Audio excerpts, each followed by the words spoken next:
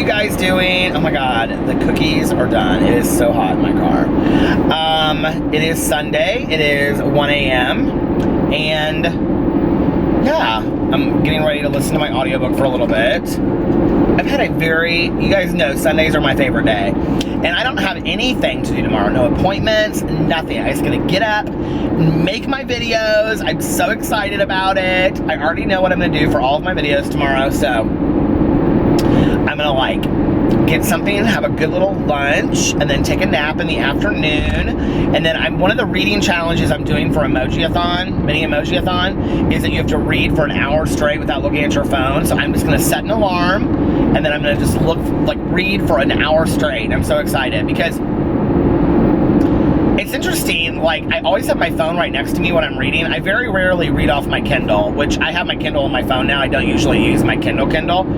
And it's interesting because my phone is always next to me, and I'll read for 15 or 20 minutes and then I pick up my phone. I'll read for 15 or 20 minutes and I get myself so distracted, and I thought it was such a great challenge to put in a readathon, because I think it's something that most of us don't do. And so if you don't watch my booktube channel, I do a lot of readathons, and readathons are usually week-long challenges where you see how many books you can read. They usually have 7 challenges. Mini Emoji-a-thon is just read as many books as you can. I think by the end of it, I'll have read probably 3 or 4 books in a week. I've read more than that, but ones that apply just for that. 1, 2, 3. The 3 definitely. Oh no, for the Richard Bachman books, that's 4. So, yeah, I'm really excited about doing that tomorrow. I may read for longer if I want. I'm going to put the Christmas tree up tomorrow. I'll probably show that on my vlog. And then I'm going to make a fire in the fireplace, and be our first fire of the year, and just kind of relax. I just want to relax, And have a really relaxing Monday. We're supposed to get some snow this week. I always, Alex hates snow, and I love snow, so I'm always oh, I can't wait till it snows, and he's I can't stand the snow. Alex came into my UNAS stream for just a little bit tonight. He went to the Janet Jackson concert, but I had a sobriety commitment that I had to go to. It was my gratitude dinner at my home group. Well, we used to do a gratitude dinner, and we changed it this year to a gratitude donuts and coffee meeting, which it worked really well. So I went and got the donuts. I brought 3 dozen donuts from Meyer, and all different kinds I picked out. And then my friend told her story, her lead, and it was fantastic to hear, and it was very inspiring and motivating, and it was a very spiritual evening, very just, I don't know, there are just moments in sobriety that I can't explain, but they are so spiritual, and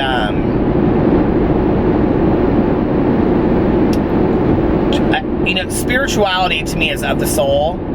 And, being in 12-step programs they're non-denominational, so God of your understanding. And I don't talk much about this on here, but I am an extremely spiritual person, and I do have a God of my understanding. And there are moments that I feel that God has his fingertip resting on my face. That you can just feel the presence of a higher power. And tonight, leaving the meeting, we were all standing outside afterwards talking, and it was very chilly, and surrounded by friends, and having heard this great story of somebody coming from the depths of sorrow to rise above and have this amazing life today. And it was very, very cool. And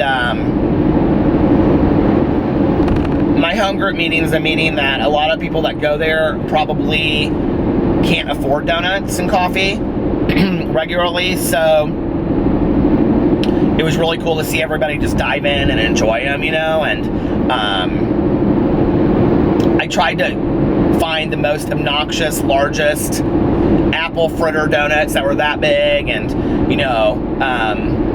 the ones that were iced and filled and all kinds of stuff. So we had a good evening. It was really fun, and it was really cool. There were a lot of people in there that had sobriety birthdays of 30 days and 60 days and, you know, like 6 months. And to see people in early sobriety is such a magical gift, to be able to just even be present for somebody's journey. And I want to say this, I don't know if she watches my vlog channel, but Katie, who has been tweeting me all day today, she was in my live YouNow stream tonight, and she said that she had been sober for 77 days. So I just want to say congratulations, Katie. That's amazing. And there's something about early sobriety that you're just filled very much spiritually, you know. And I really struggled when I got sober with this whole concept of a higher power, because I believed that this is a very, I'll just share my story on here about my spiritual journey, and take from it what you want. You know, if you guys are non-believers, hey, I totally respect that. You know, my husband has no spiritual belief whatsoever. And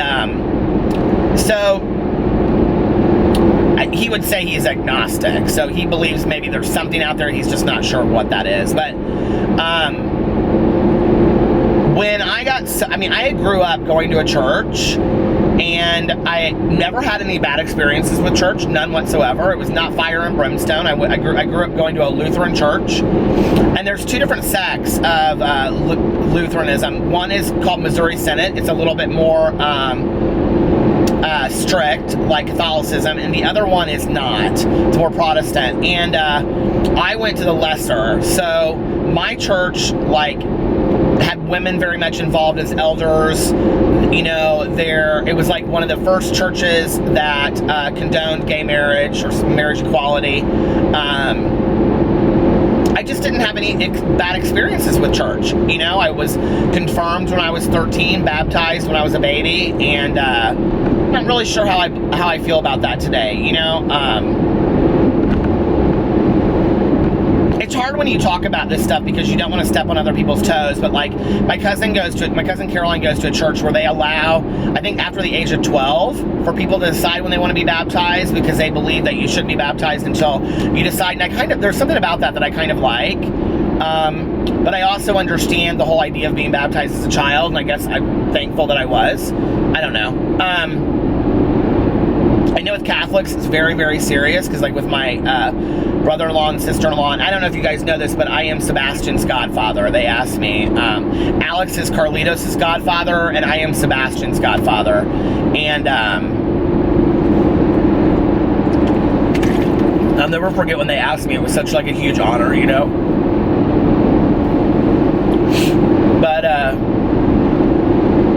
that little guy is just like means everything to me. But anyway, I grew up going to I could cry just like that so easily. But I grew up going to church. I never had any bad experiences about it. But 15 or 16, I kind of stopped going, you know. Like for me, church was Sunday school and then the service. And then my mom and I would go and get donuts on the way home. My dad and my mom went to the same church. They would trade like services. My dad stopped going to church when I was probably 12-ish. And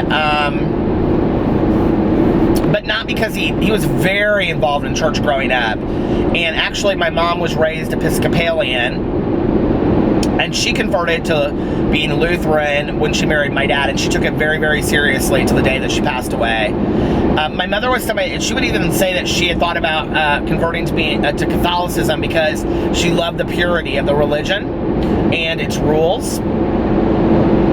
But she was very involved in the church. She had a kids cafe, which was like a volunteer service. So the church that I grew up going to is actually called Our Redeemer, and it was in kind of a very low income, extremely low income, poverty-ridden area.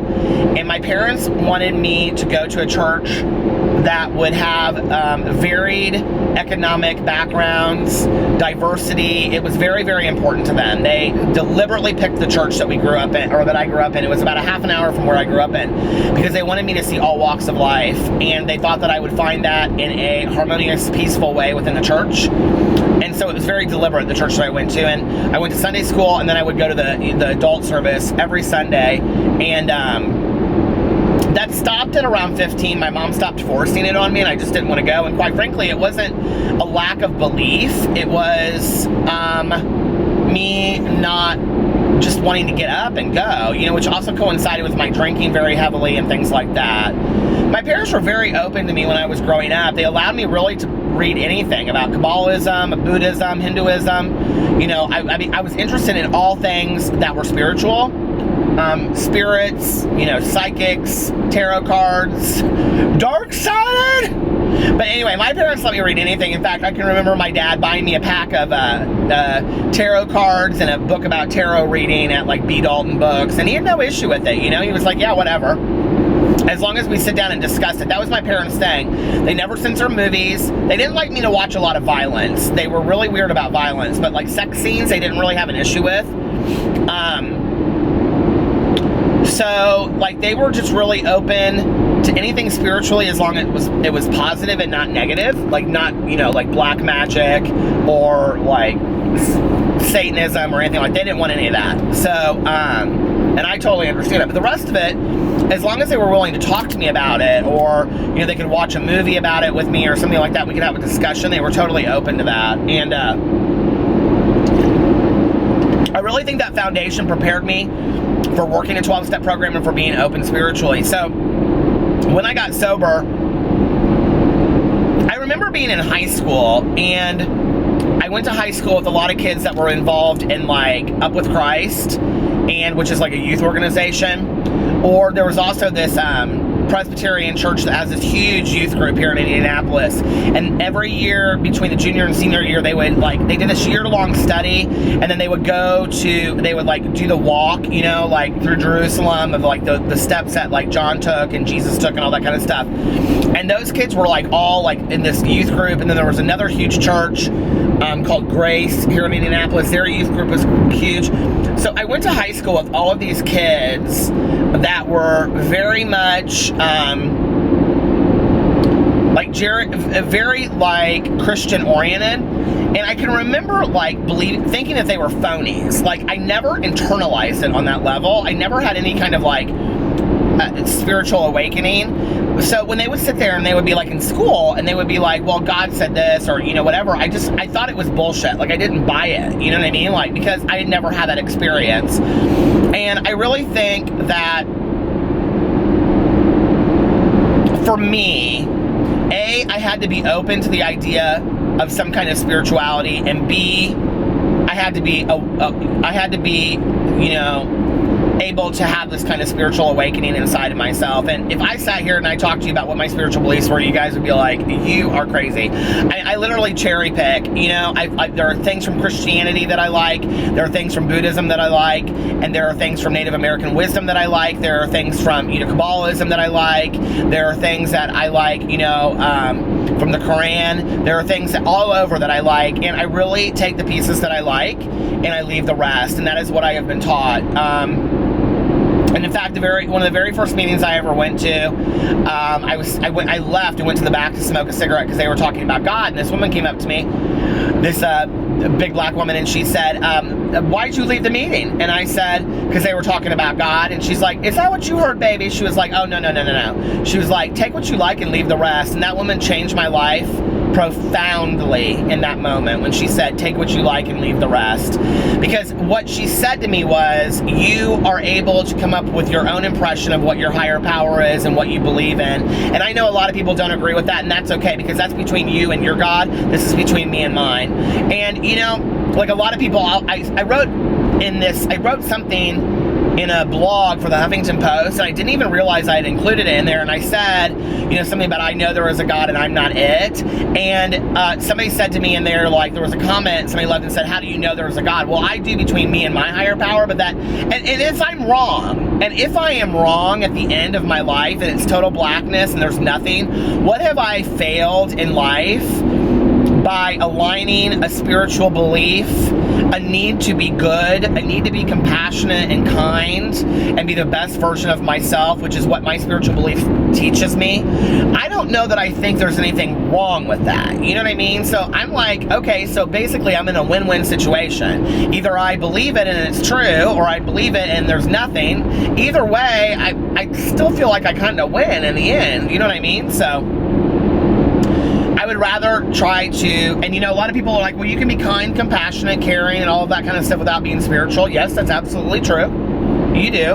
I've had way too many things in my life happen to me that couldn't be coincidences. That I think that there's some power outside of myself that is working forces around me. And I choose to believe that. But like I said before, believe in what you want to believe in. So I never in high school internalized any kind of higher power.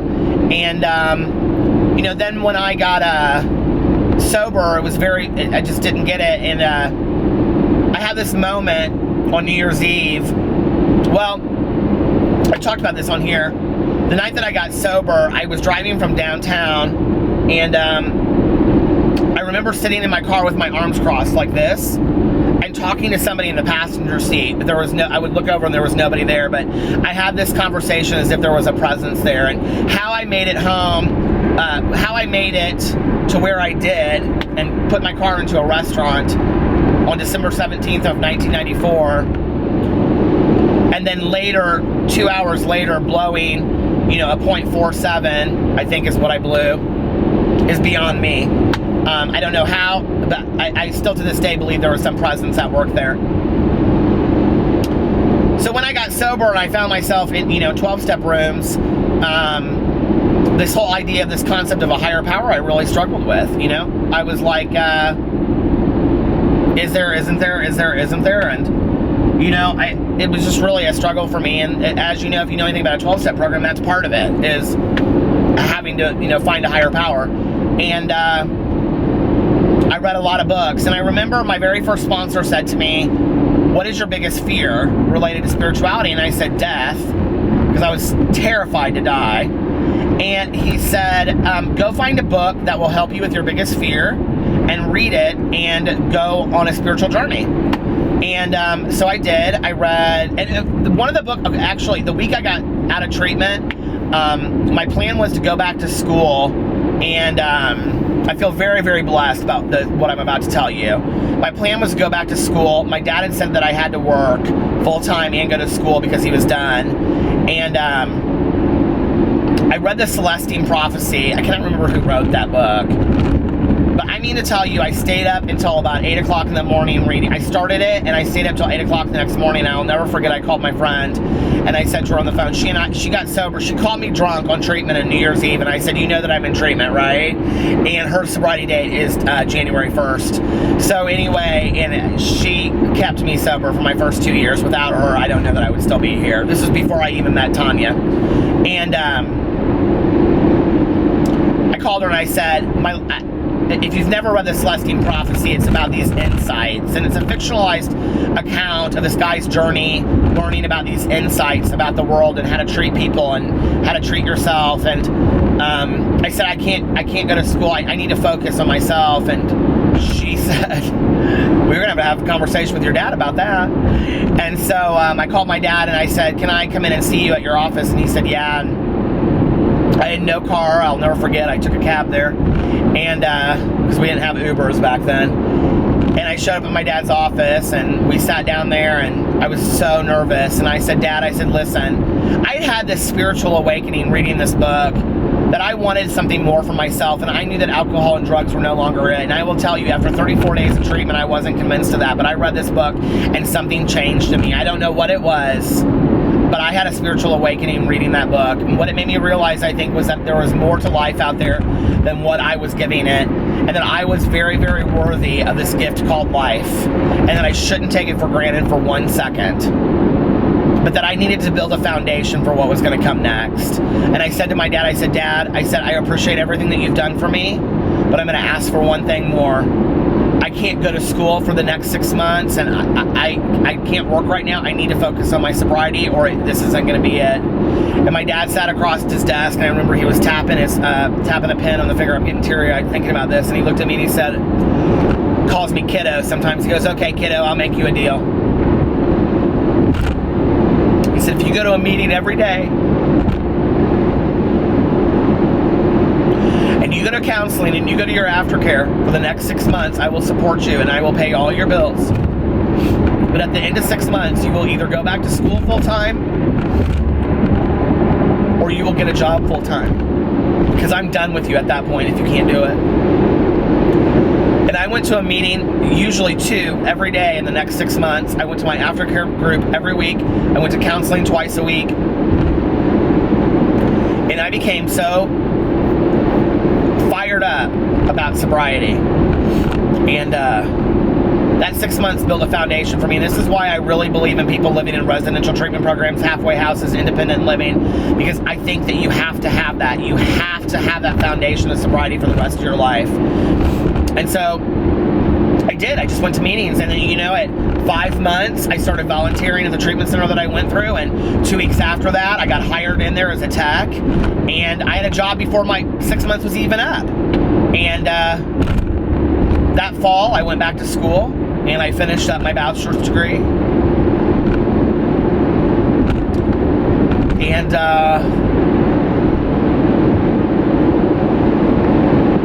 sometimes it seems so crazy to me that what my life was like before, and you know, like just within that first year, so profoundly how so much changed, you know, that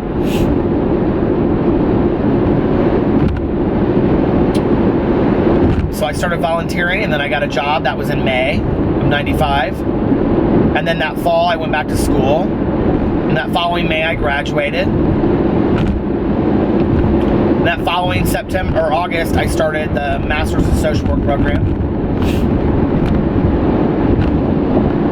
And I became a counselor in training. And just one thing built on another, you know? And I only have a little bit to do with that. Whatever power, my higher powerhouse out there did a lot of that, you know? The gift of life is waiting for us. Good things are waiting for us, you know? It's interesting because I decided that I'm going to write a Christmas book, novella, actually, about this girl. It's a sobriety story about this girl, woman. She's like 26. And she forgets that she has to man the sobriety hotline on Christmas Eve. And these antics that follow around this blizzard of chaos and of snow that she is in. But it's going to be a very heartwarming and endearing book. And I've just started it today, and I'm very excited about it. And I think I'm simply going to call it Silent Night. And